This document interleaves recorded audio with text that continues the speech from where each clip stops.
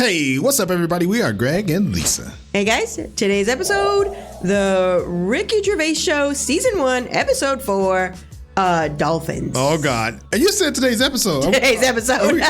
We could be episodes. I usually say videos. Today's video. Oh. You said today's episode. I'm like, we like a movie. Yeah, today's or episode. Not a movie, a TV show. We like a TV show. All right, anyway, today's video is brought to you by Tianshu. Oh, what happened? Tianshu Lee. We're both messing up. Tianshu Lee. Take two. No. No. Tianshu Lee. Yes. And we will include a link in the description so you can go on over there and do all of the YouTube stuff. Now, this, I don't know, the title, I'm like curious. Dolphins. I wonder what Karl got to say about the Dolphins. I know. That's what we said. We're like, what's Karl going to say about Dolphins? What's Karl going to say about the Dolphins? Something silly, obviously. This is going to be good. All right, okay. Before we get going here, go ahead and like the video, subscribe to the channel, help us to reach 50,000. That would be amazing. All right? Yes. Let's go. Okay.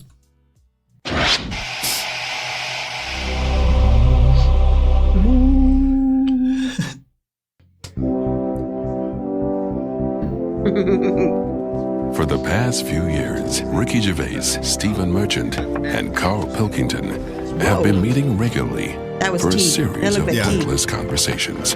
This is one of them. Testing. Is that all right? Hello and welcome to the Ricky Gervais Show with me, Ricky Gervais, Stephen Merchant. Hello. And the little round-headed buffoon that is Karl Pilkington. All right. Oh, remember? Yeah. He says, all right. From the Scottish. Norwegian. Yeah. Crap. Glasgow. Glaswegian. Yes. Yeah. Oh, God, we're just not good with names and stuff. It's terrible. Anyway, that's what he said. Yeah. He said, all right. All right. Yeah. I love that part. Right. That's the best part. I got a text from Karl yesterday, Steve. A text from Karl, yeah. Yeah. I'll just read it to you. Okay. See. They're talking about Karl right in front of Karl. Little brats. He could have said, hey, Karl, you remember when you sent me a text yesterday?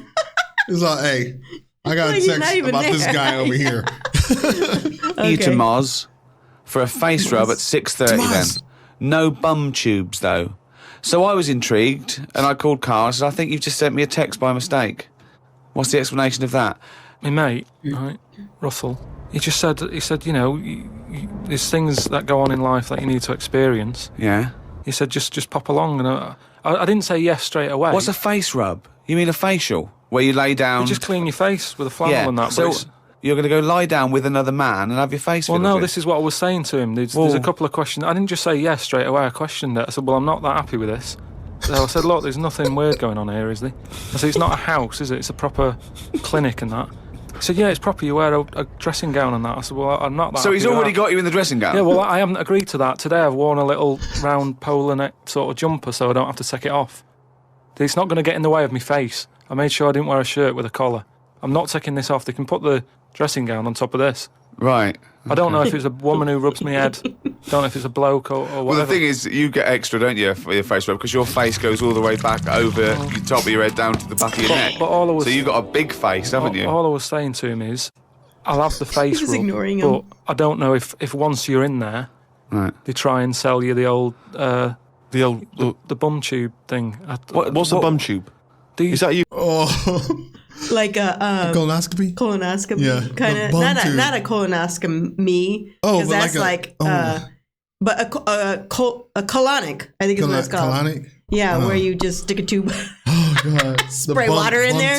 Bum tube. He called it. Yeah. The bum tube. And what are you talking about? The thing where they pop a tube in and put coffee in your belly and it cleans you out and that. An enema. And yeah, it's a coffee enema. It's same thing kind of for the most part. What the hell? But Never heard of this. You can do it from home, huh? You have one of these? No,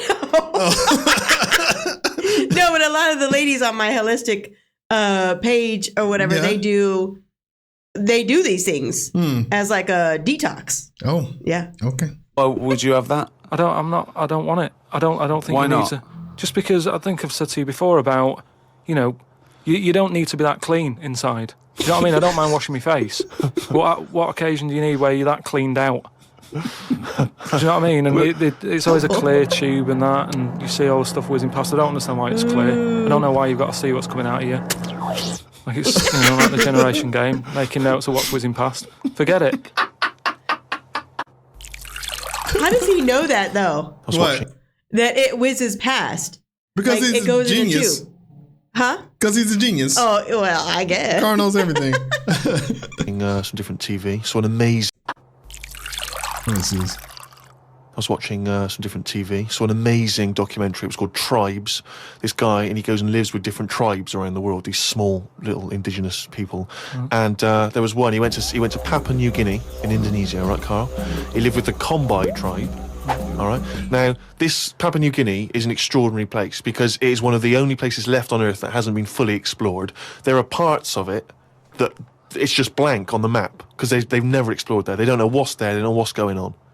So, firstly, that must already freak you out. Imagine that. 21st century, they have no idea what's going on down there. But he, is leading Karl. Yeah. Because he said something and he paused. He's looking at you like... And then Karl didn't say anything. He's like, that has to make you feel something. Yeah. Do they need to know if there's nothing going on? Well, they don't know what's going on. There could be stuff going on. No, but there's no chance that they'll go, we haven't been over there, and someone goes and there's like an Arndale centre. Nothing's going to be there, is it? So there's no... Well, I'll tell you what is there, okay? There's these various small tribes. Some of these tribes are still cannibals, eating people from other tribes. Do they know they could move on? Have they got a telly? Or have they seen a telly and gone, I'm not up for that? No. Or are they saying... It's not the Amish. They haven't chosen But what this. is the difference between the Amish and these people?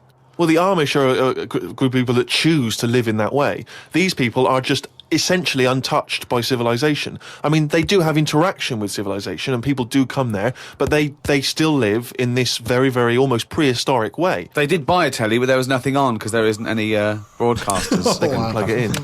Yeah. They're having an absolute nightmare. Yeah. But there was one guy, okay, now he said that his brother was dying. This was a couple of years ago, right? His brother was dying. He said to his dying brother, what happened? Why are you dying? This guy said it was a bloke in another village. Okay, he goes over to the other village. He kills this other bloke, right? He eats him, or eats bits of him. The other village gets a bit annoyed. They go, what's going on? Why did you kill this bloke? He went, sorry about that, right? They said, well, you need to make it up to us. He gave him a pig. They said, a pig's not enough. They gave him 5 pigs, so 5 pigs apparently made up for the fact that they'd killed one of them. They said, well, hang on, what are you going to do with this bloke's wife? Why were they bartering? Why didn't they just get the police in and say, what's going on? What police? Yeah. Why did they call in Kojak? Because he'd have sorted it out, wouldn't he? What I mean is, right, they're miles away from anything, but it doesn't sound like the great place to live, right? Could they not move? Could one of them go, do you know what, I'm sick of this. I'm moving or whatever and go to a proper city. How far? I like how they have the cartoon saying what they're saying, and it's so silly. That's funny. Like, why can't they just move? Like, why don't they just call an Uber? Yeah, and move. Far away is this these Papa people to the next.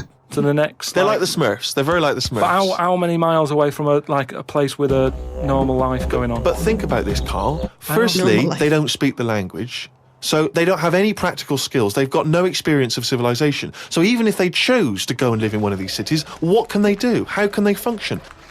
I think there's some bacteria that has better lives than that. That's got to be offensive. Why? Okay, how about this is one of the weirdest things. This is one of the weirdest things, right? I'm sorry. An entire people, an entire race just of people. Dismiss. I'm not having a go, but I'm just saying I wouldn't fancy it, is what I mean. But they don't know of another world. How can they imagine that they could... Oh, I'll tell you what, this is boring. I'm tired of hunting for food and eating fish from the river. Yeah. I'll tell you what, I'd like a world where there's iPods and room service. I'm going to go and move to New York. They're not thinking like that, are they, Karl? Because they don't know about it. People go to these places on holiday now. They like a little bit of danger. They like to see how the others live. So all I'm saying is we know they exist. The Papua people, maybe people aren't going there. It doesn't sound like the best place. I can't imagine it having a tourist board or anything, right? But would they accept me if I popped over there and, with Suzanne in Papua? Well, okay, this is one of the... He calls him Papa. Papa. He calls them the Papa people. I know. things that they do, okay, which is a tradition you may have to do. These Kombai, right, they invert their penises. So they push their penises back up inside their bodies. Like a sock. What for? Well, keeps it out of the way. Of what? Well, if you're running through the undergrowth chasing a hog, you don't want it flapping away, But it's also become a kind of ceremonial thing. So if you were over there, you may well have to try it yourself. You would have to try it yourself. If you went there, you'd have to try it yourself. But even Caveman had little pants on. Why haven't they? Whoa! That's what I was thinking. Where'd that come from? How does he know that? How does he know that? Oh, God. We're about to find out. Yeah. Okay. Slow down. Rewind. What do you Again, you've been watching the Flintstones. No. It's just, Is it a leopard skin pair of pants that's actually quite a... Go on. But it's a well-known fact that they wore, like, bear pants or whatever. Bear pants? What do you mean, bear pants? No, listen, you are a qualified anthropologist, so what... I mean that, whenever you see them on footage or in a museum... Footage? Yeah. Whenever you see that early It's a bit shaky, it's black and white as well, isn't it? Footage. Caveman footage. You always see them wearing a little bit of fur little pants and that. So what I'm saying is, even though... What year is it to these people in the woods? I don't know what this conversation is anymore. He's just clutching at straws. His mind, it's like a fly, his mind, isn't it? It's just buzzing round, it's trying to find a window. It is just it's like... hitting against pieces of information, but then just bouncing off. Yeah. Dazed to perplex.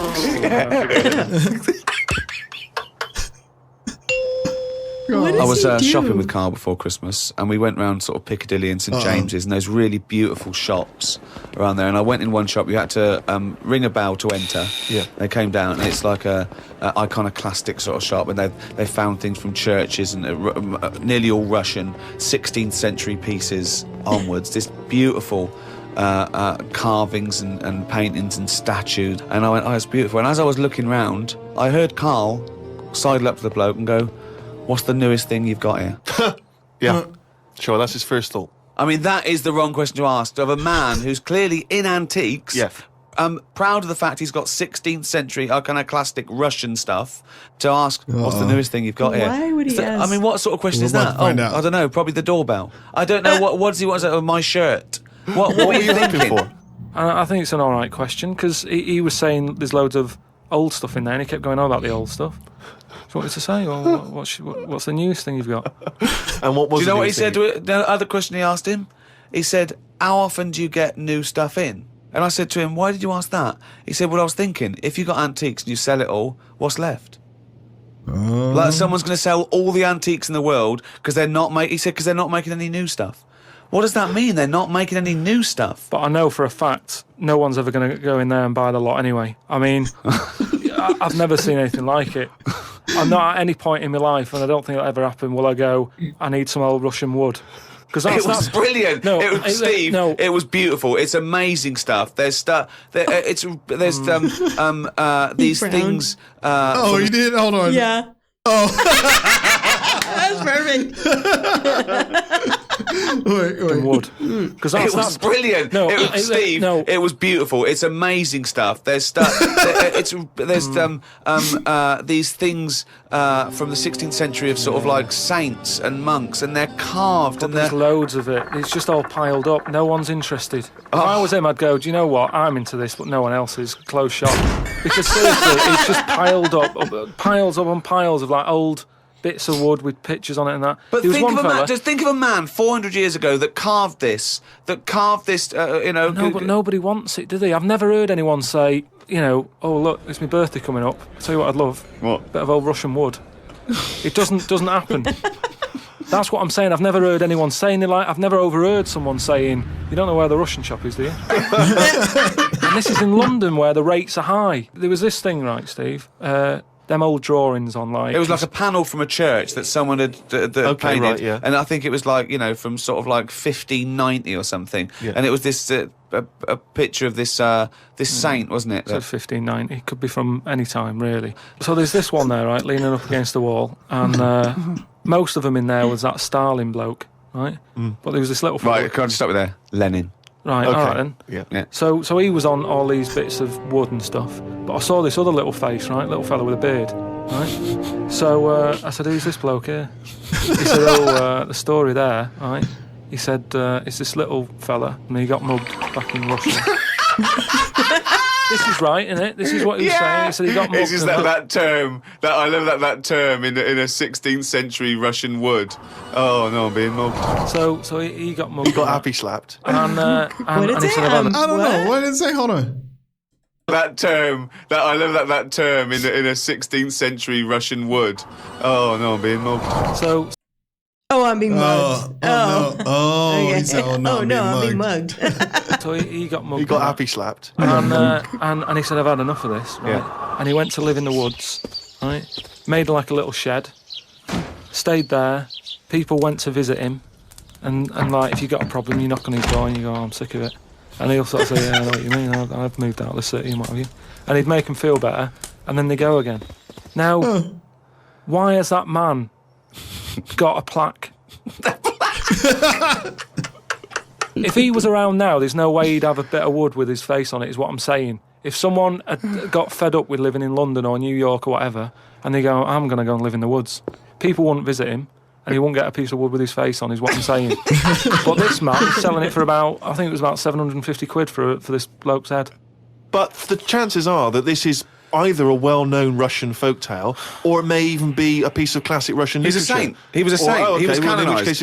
Everybody was a saint years ago. That seems to be like thrown about, doesn't it? Who's a saint now? Name him one now. This fella lived in the woods in a hut. Oh yeah, that's Saint John or whatever.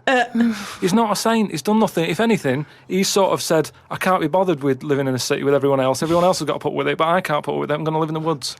Well, if you can't put up with it, you're not good enough, are you? You've got no stamina. And yet he gets a plaque, is what I'm saying. It's annoying. Who would you like to see get... He's mad. Yeah. He's like, he doesn't need no plaque. A plaque in the modern world. Who deserves a plaque, in your opinion? Probably like nurses and that, who do a lot of bad things that I think I couldn't do that, carrying lungs about and all that. No, but I couldn't do. Do you know what I mean? That's one Why do you job say that? My mum wanted me to be a doctor. Whoa! What was she thinking? Oh, what's her expectations like now? Apple didn't fall far from the tree. Oh, when did she start giving up that dream? At what age? Did you hear what he said? What? The apple didn't fall far from the tree. The apple did, maybe? Didn't, no, because he's saying that his mom is not very smart for trying to get him to be a doctor. Oh, that's not nice. Karl, you don't have your limits. You talking about Karl's mom now? Yeah. Oh, wow, hold on, watch. Whoa! What was she thinking? Oh, what's her expectations like now? Apple didn't fall far from the tree. Oh, when did she start giving up that dream? At what age did she start going, Karl, you don't need to study your books anymore. Go and play with the worms in the garden. When did she sort of like let you off that dream? Is it the day that she caught you with a spoon up your nose? He's not laughing. He's not laughing. But anyway, talking of emails and that, right?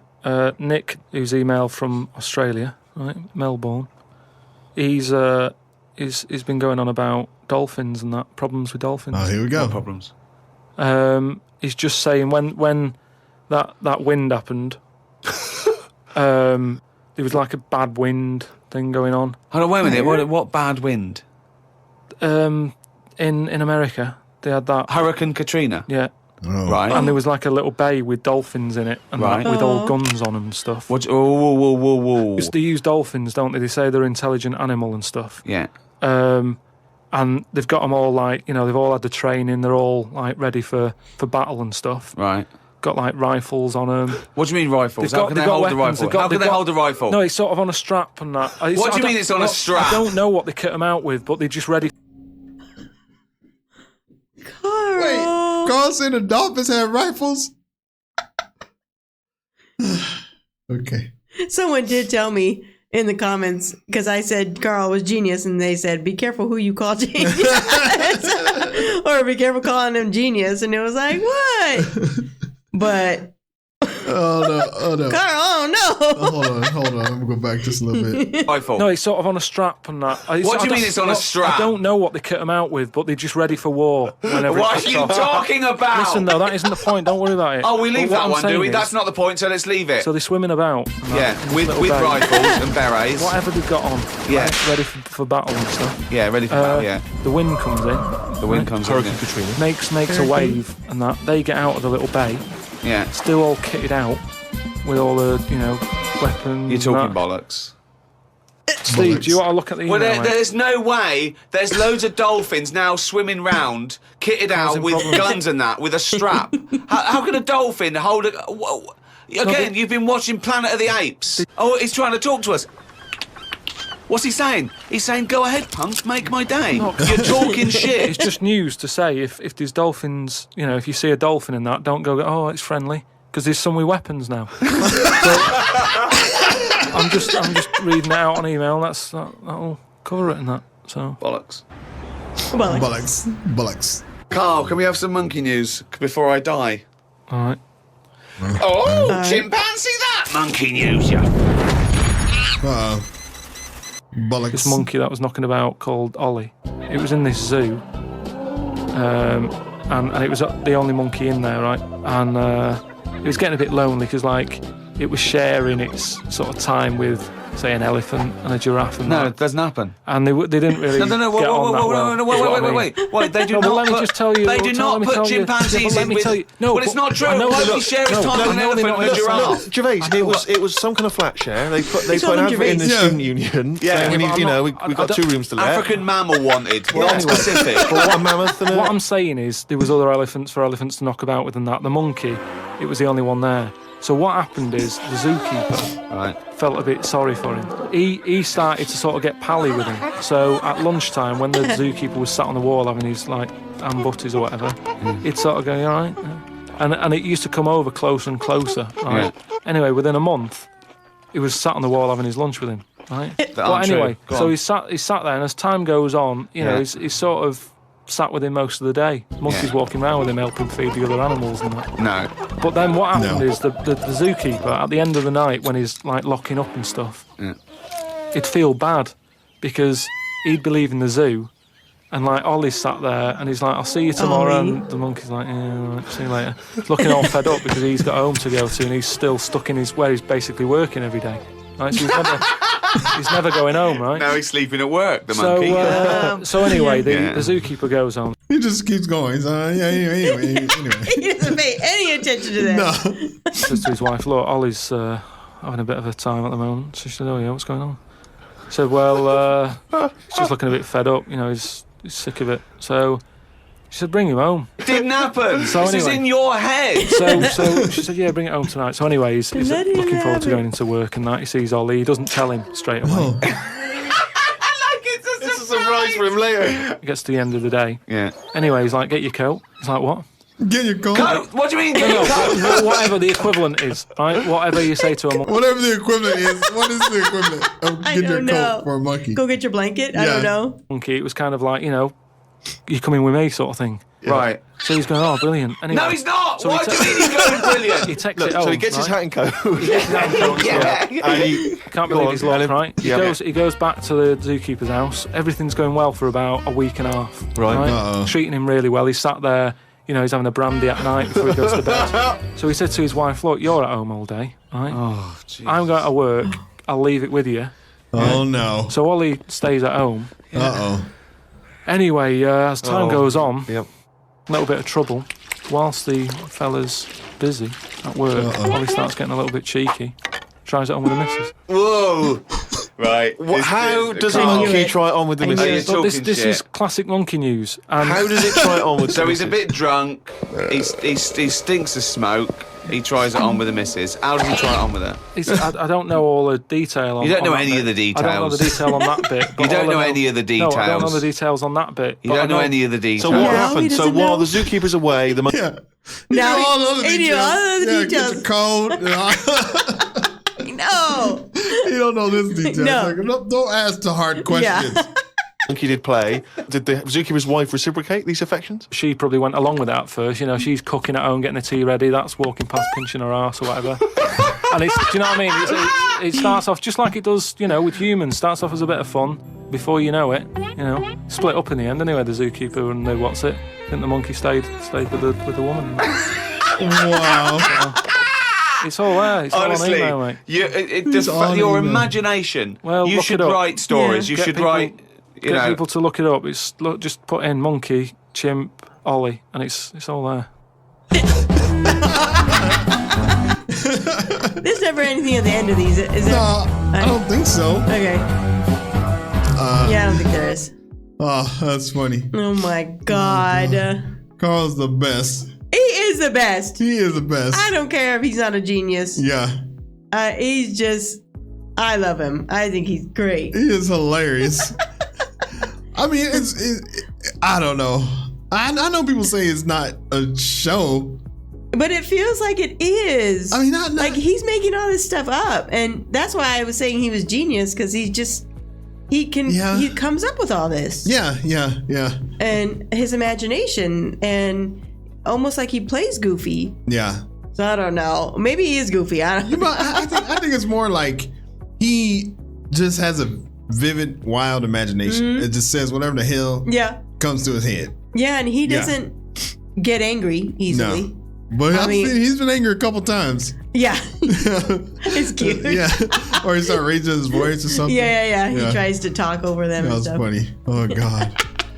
Okay. All right. So let's take a look and see what the people have to say. So when he says, I think that bacteria has better lives than that. And Ricky bursts out laughing. That killed me. That was hilarious. That was funny.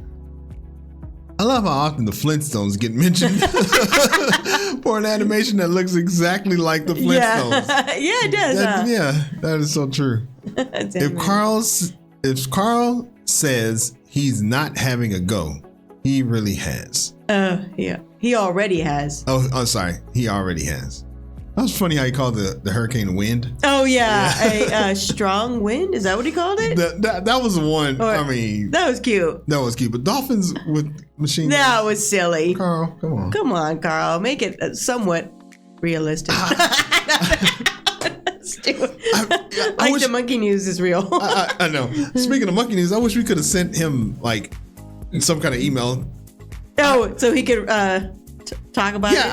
I bet you that's what happened. I bet you somebody sent him something knowing that he was going to read it. Yeah. So they tried to make it as fake and as funny as possible. Funny. Okay. Whew, that was a good one. Yeah. All right. We do have another channel, Greg and Lisa React Germany. We will include a link in the description so you can head on over there for all of your German reactions. And we want to give a special shout out to our members. We really appreciate them. And we do get a lot of comments and we're super grateful for that. And we're not always able to get to all of them. But one thing for sure, we will answer 100% of member comments. So that's one benefit of having a membership. Mm-hmm. And we also have we have the Patreon over there. Everything that goes into YouTube goes over there first, including Ricky Gervais show. Yes. So we're about 3 weeks ahead over there. So hop on over there if you want to get the content early. Mm-hmm. And then Father Ted is also over there, and Taskmasters will be over there which will not be able to make it over to YouTube. Yes, and we're going to watch full episodes of both of those. Right. All right. Like the video, that really does help a lot. As always, thanks for stopping by, and we will see you on the next video. Bye. Peace.